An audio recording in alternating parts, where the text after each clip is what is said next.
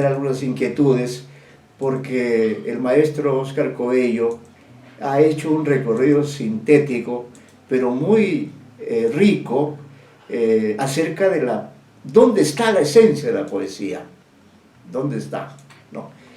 Y ha mostrado esta evolución, diría, incomprensible o extraordinaria, de cómo los poetas hacen con la palabra lo que les plazca realmente. Recuerdo ahora a Díaz Plaja, Guillermo Díaz Plaja, este historiador de la literatura española, occidental, y él decía que la literatura occidental oscila entre dos polos, ¿no? Hay épocas en las que prima lo canónico, lo normativo, lo armónico, como decía el profesor Coello, y hay otras épocas, en cambio, en que predomina la asimetría, lo experimental, lo fragmentario, lo incomprensible, lo absurdo. Pero ambas son expresiones de esa búsqueda siempre insatisfecha que realiza el ser humano en su condición de poeta. Por eso es que sería interesante que el doctor Coello nos haga una especie de síntesis, o en todo caso, ¿qué opina él con respecto al soneto? Aquí se ha hablado de la muerte del soneto, ¿no? Se ha hablado de la labor de Martín Adán, que efectivamente, como dice Mariátegui, ataca al soneto desde dentro, y él está feliz que Martín Adán haya creado el antisoneto, que es la negación del soneto clásico, sea en endecasílabo o en alejandrino. Pero ¿qué demuestra la historia posterior? Demuestra que el soneto está vivo. No sé por qué, qué explicación podemos encontrar a esa especie de fijación que tiene el querido Amauta, una suerte de obsesión en contra del soneto.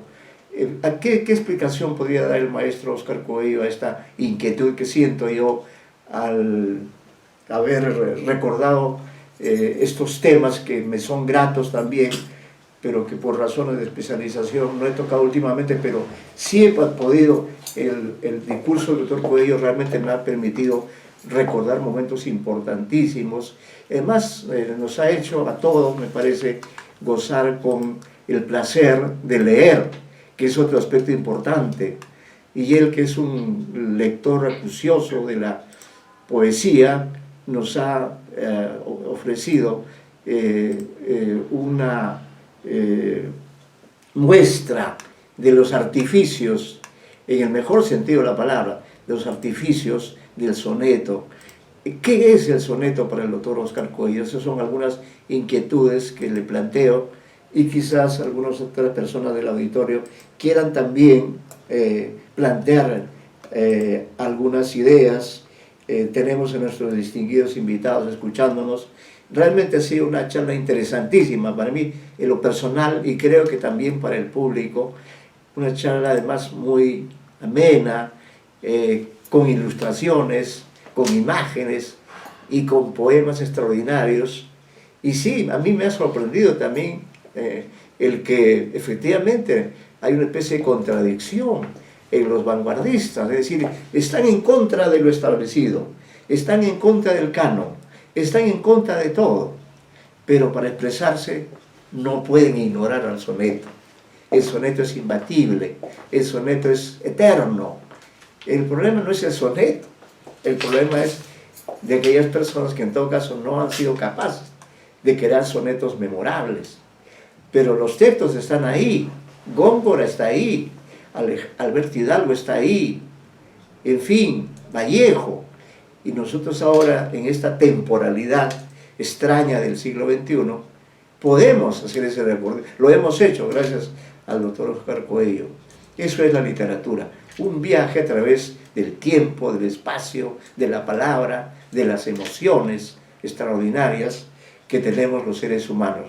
Creo que eso es lo que me sugiere la charla, pero en estas palabras dichas he planteado algunas inquietudes, algunas interrogantes.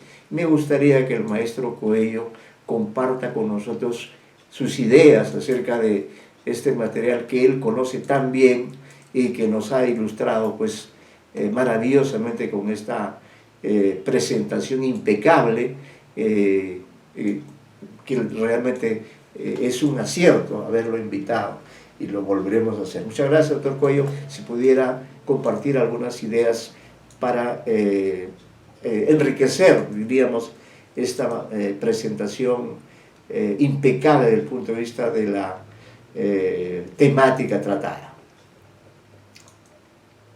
Gracias, Antonio. No mucho en la realidad. Como ustedes se han dado cuenta, he puesto textos. Sí. Casi no entré a la teoría, claro, y a las explicaciones para no causar polémica, ¿no? O sea, los textos que he mostrado son incontestables. Hay que ir a ver los libros y están. Claro.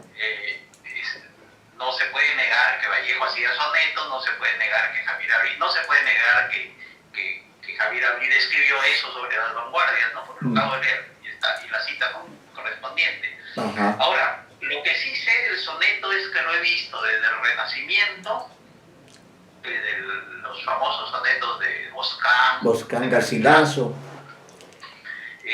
Florecer, en esos grandes poetas como Lope de Vega. Claro. Acuérdense del que tengo yo, que mi amistad procuras, qué interés te sigue, Jesús mío, que a mi puerta cubierta de rocío pasan las noches del invierno oscuras. ¿Se acuerdan de ese soneto bellísimo, no? Bien, Sor Juan Inés de la Cruz, aquí en América. Claro. Tiene unos sonetos espléndidos. Nuestro Caviedes,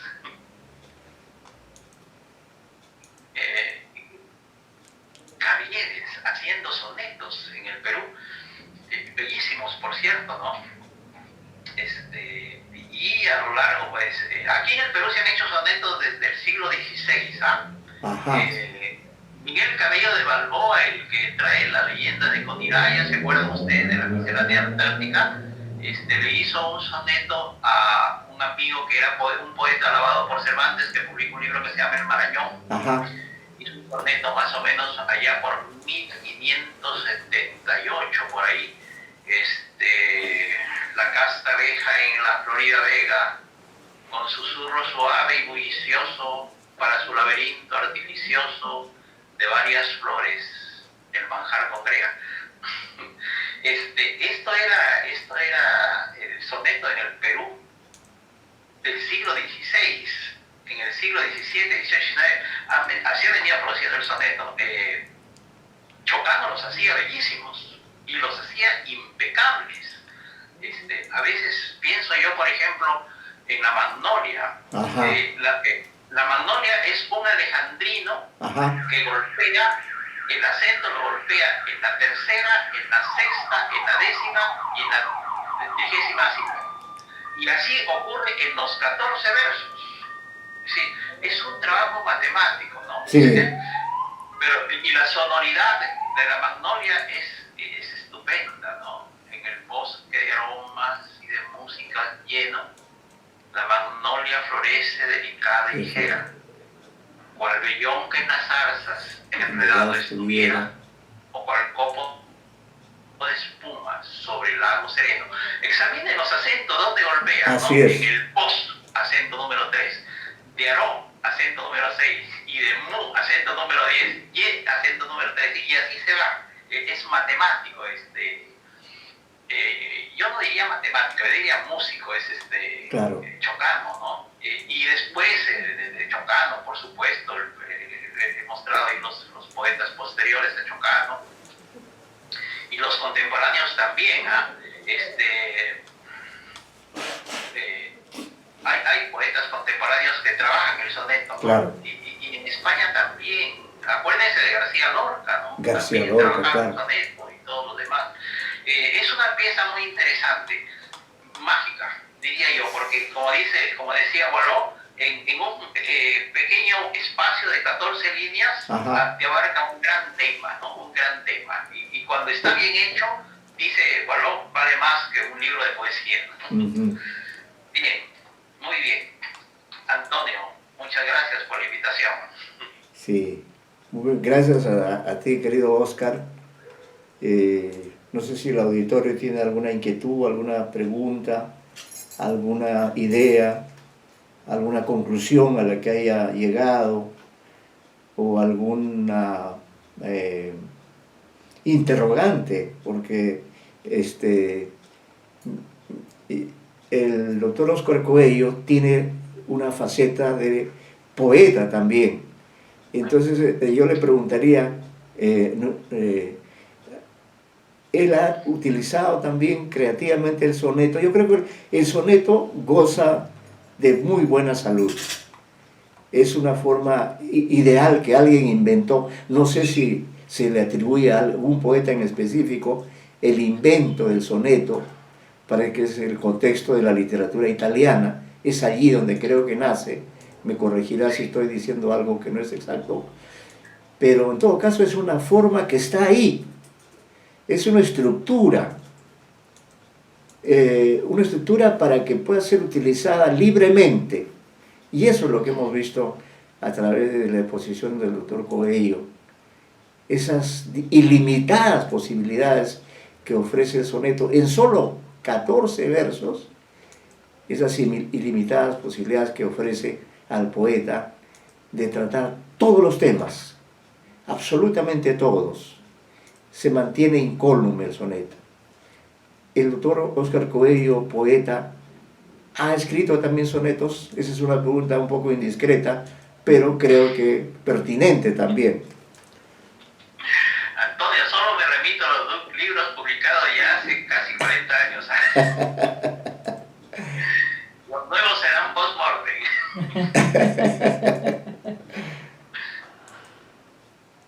Sí. Quizá Norita Acevedo tiene alguna pregunta, alguna inquietud, o Froshi Momura, Carmen Sí, Flores. claro que sí. Carmen Flores. Tenemos ahí Buenas un... noches. Sí, Sí, buenas noches con todos. buenas noches. Doctor Coelho, primero felicitarlo por esa magnífica exposición. Yo tengo que decir que no conocía mucho el soneto y pienso, igual que usted, que es una estructura tan complicada que precisamente no se utiliza hoy en día, ¿no? Digamos, o al menos, yo no sé si usted me puede mencionar algún autor que utilice el soneto de los últimos, ¿no? De estos últimos años. Al último que recuerdo que estaba en sonetos a nuestro, ¿cómo se llama tu amigo de la academia, el de las Sextinas? Belli. Carlos Germán Belli. Carlos Germán Carlos Belli. Germán. Ah, Carlos Germán Belli. Claro. Claro. Bueno, la estructura es complicadísima y como su nombre lo indica, sí es claro, viene del latín sonus, creo que es música, ¿verdad? Entonces tiene muchísima musicalidad, que es lo que le da, yo creo que le da ese gran valor. Entonces, si el soneto es una estructura que tiene tanta musicalidad, que suena tan bonito, por ejemplo, cuando usted ha leído el de la Magnolia, que me encanta porque eso lo hemos recitado creo que casi todos en el colegio, ¿no? Y es algo que uno no, a mí se me ha quedado grabado, el de la Magnolia, por ejemplo, ¿no? Y no me había percatado que era un soneto, por ejemplo, hasta ahora. Hasta ahora. Entonces, viendo eso, ¿qué nos propone entonces la nueva poética de vanguardia, ¿no? Versus el soneto.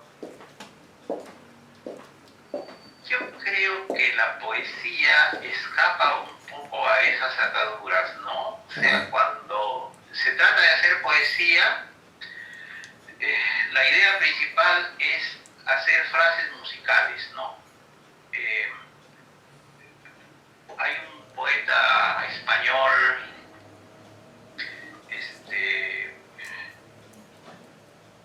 que dice que la poesía es hermana de la música.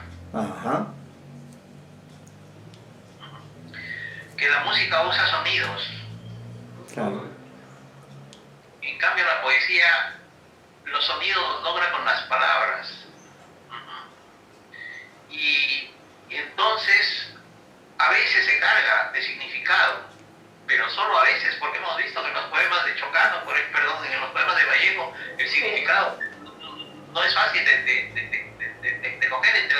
se nos va. Se va, sí. Pero es música. Pero es música. O sea, los absurdos con los que habla Vallejo, pues nos suenan tan bellos, tan bonitos. Yo siempre a mis alumnos en rítmica, por ejemplo, les digo, a ver, ¿te gusta este poema? De Vallejo, les digo, ¿no? De Vallejo, ¿te gusta? A ver, el poema dice así: Taona estuosa de aquellos mis bizcochos, pura yema infantil, innumerable madre, a tus 4 gorgas asombrosamente mal plañidas, madre, tus mendigos, las noches. Y entonces después le pregunto, ¿qué significa Taona? Estuosa, gorgas, y se quedan en la ruta, ¿no? Bueno, para que veas que no es necesario que lo entiendas todo. Claro. Exactamente. Yo quería decirle que efectivamente como la música cala hondo, porque es la interpretación que uno le puede dar, ¿no? Como uno lo interpreta tal vez. Es la música del alma, ¿no? No, La música del alma. Que nos lleva tan profundo y por eso nos gusta, ¿no? Así Uno no sabe decir, pero dice, pero qué bonito suena, ¿verdad? Sí, efectivamente. En Grecia decían que las musas que inspiran a los poetas, ¿no? Eran hijas de Nemósine, la memoria. ¿Y por qué? ¿Por qué razón? Porque la musicalidad hace que se nos grabe la palabra. Claro, claro. Y por ejemplo, y eso también cuenta en la prosa, nosotros nunca nos vamos a olvidar de un lugar de La Mancha de cuyo nombre no quieren, porque eso es música. Ajá. Y no sé, a mí por ejemplo en el colegio, cuando era pequeñito no había nidos, creo que se llamaban jardines de la infancia, Sí. o algo parecido, Sí. y nos enseñaban a sumar cantando. 2 con 4, 4, 16, 6 y eso, ¿se acuerdan de eso? Sí, sí, sí. Pues no sé si te acordarán, pero Claro que sí. es que la melodía musical, por eso antiguamente cuando no había escritura a los poetas se les llamaba los inmortalizadores. Ajá. Porque al hacer la poesía grababan el sonido. Claro. Grababan en la memoria el hecho, el acontecimiento, el personaje, ¿no? Bien. Yo más me ilustro cuando hablan ustedes, por favor. Gracias. Muchas gracias, doctor. Mil gracias. El doctor Oscar Coello. Hola, buenas noches. Buenas noches, sí. Saludos desde Chile, mi nombre es Joana Yubini, yo soy profesora de la Universidad Austral de Chile, del sur de Chile, y bueno, me pasaron el link justamente porque en mi ámbito de enseñanza también en la universidad trabajamos mucho el soneto, y en ese sentido comentar justamente que la presentación es súper buena, preciosa, me encantaron todos los poemas, me hizo recordar mucho la poesía de Vallejo justamente, y comentar también en ese sentido que incluso en los años 80 en Chile los poetas vuelven al soneto. Estoy pensando, por ejemplo, en escritores como Oscar Hahn, claro. Que es un tremendo sonetista. Sí, mire. Rafael Rubio también, y un poeta chilote de la zona sur llamado Carlos Trujillo, escribió una serie de textos en los años 80 bajo el seudónimo de López Sin Pega. Bien interesante López Sin Pega porque escribía sonetos denunciando la dictadura bajo el seudónimo de López Sin Pega. En vez de Lope de Vega, era un López sin pega, es decir, sin trabajo. Entonces, los poetas recurren constantemente a lo largo de la historia, en distintos momentos, justamente a esta estructura que, como bien dice el profesor Coelho, el doctor Coelho, ¿verdad? Es una estructura eterna, es de sentido, de sonoridad eterna, ¿verdad? Que nos permita redescubrir los sentidos que relacionan la música y la poesía. Así que maravilloso. Muchas gracias. Gracias a usted, Joana. Sí. Encantado. Un homenaje a Chile, tierra de grandes poetas. Sí, Así sí. es. Y además acaba de Villoro, ganar el sí. premio Reina Sofía. ¿No ve? Sí. Raúl Zurita. Raúl Raúl Zurita, Zurita, así sí, es. sí, sí, acaba sí, de sí. ganar el Reina Sofía. Sí. Así que hay que aplaudir a Chile. Es una tierra de grandes poetas y que alguna vez, bueno, siempre hemos estado en contacto con Chile y recordamos la amistad y el acercamiento que hubo entre Neruda y Vallejo, ¿no? En los tiempos de la Guerra Civil Española. Hay fotos de ellos junto con Nicolás Guillén, con Alejo Carpentier, si no me equivoco, de esos momentos en que estos sudamericanos se identificaron con esa España intemporal a la que pertenecemos por el idioma, por la poesía, por tantas experiencias comunes que hemos vivido y que han fructificado en estas maravillosas formas poéticas que hemos tenido oportunidad de apreciar gracias al talento del maestro Óscar Coello. En ese sentido, su charla ha sido pues, muy ilustrativa. Realmente, la conclusión más importante que yo puedo extraer es que la poesía es algo esencial en la vida del ser humano. Así como el oxígeno, no podemos vivir sin oxígeno, tampoco podemos vivir sin poesía. La poesía es una dimensión. Ahí hay alguien que quiere esencial. participar. Alguien que quiere participar, adelante, por favor. Adelante, sí. Soy Jaime Pantigoso del Cusco. Adelante. En realidad, debo hacer un agradecimiento a la persona que me alcanzó el link. En segundo lugar, la ilustración que he recibido con la exposición del profesor Óscar Coello. Y quisiera señalar dos cosas. Ajá. En el espacio histórico que ha señalado, no habría que recordar que a principios del siglo pasado la masa hace una irrupción en la historia. Recordemos al filósofo Ortega y Gasset y su rebelión de las masas. Así es. Por un lado, además de eso, hay otras revoluciones como la que generó Teilhard de Chardin, cuando después de los descubrimientos de Darwin, la presencia del materialismo histórico, el materialismo dialéctico, tópico, que comienzan a desacralizar la Biblia.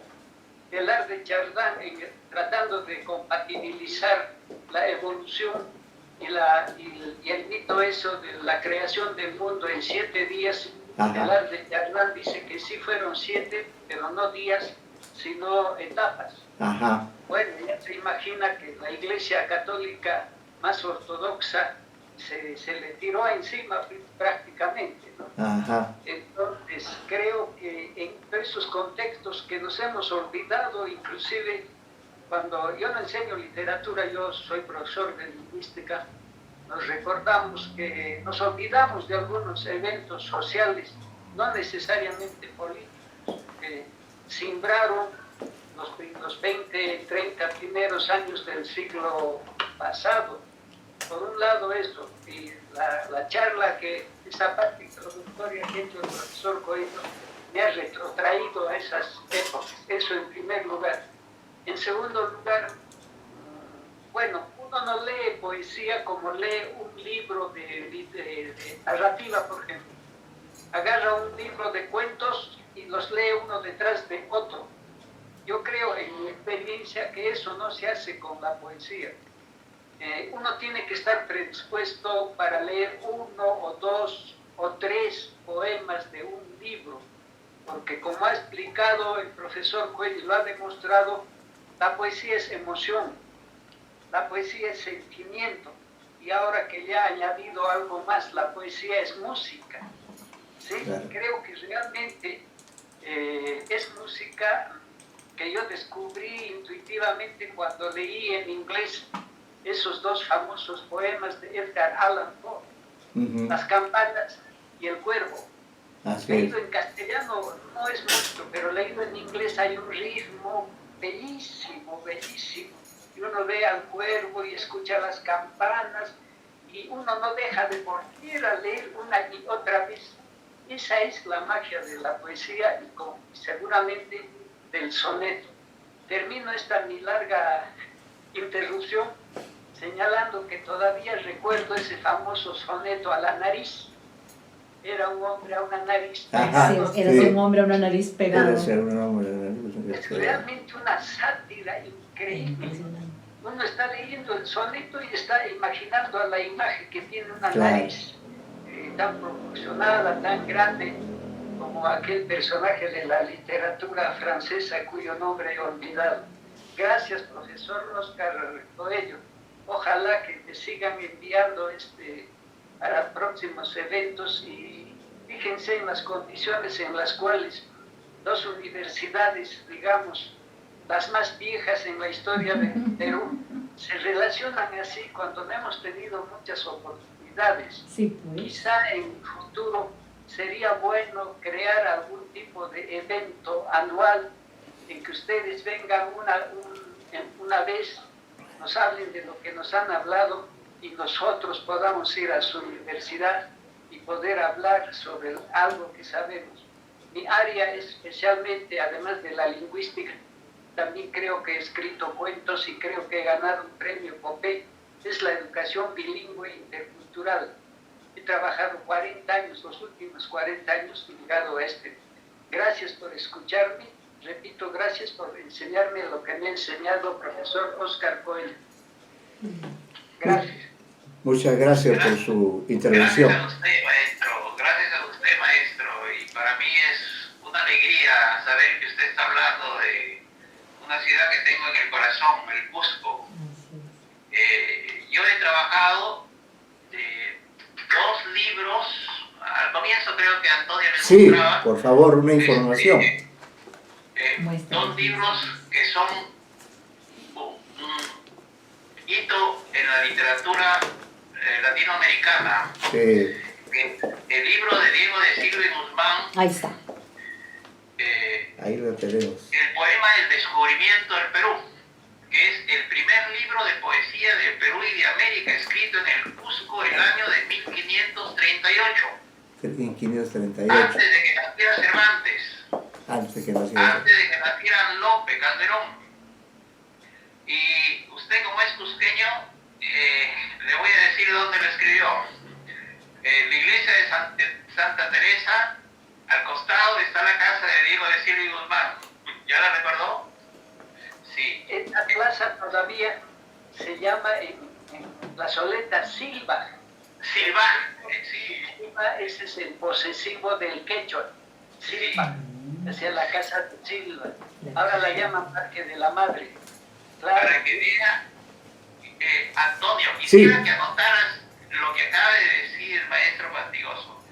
Los cusqueños de viejo puño le siguen llamando al barrio de Diego de Silva y Guzmán Silvaj en su memoria. Silvaj. Silvaj. Claro, Silva. Ajá. Ahora, ahí también se escribió la primera novela. La primera novela, el año de 1539, que narra la rebelión de Manco Inca. Fíjense, no. Manco Inca incendió los Andes. Ah, claro, eso sí es histórico. Y él cuenta como novela, ¿no? Él es el que menciona por primera vez a ese personaje que nosotros conocemos como Cahuide. Ajá, Pero Cahuide. parece que el manuscrito no dice Cahuide sino Callide, porque parece que la palabra la escucha de la Aymara, el Cahuide. Ajá. No sé si usted maneja las lenguas de la zona, es Bueno. el que mira. No, claro,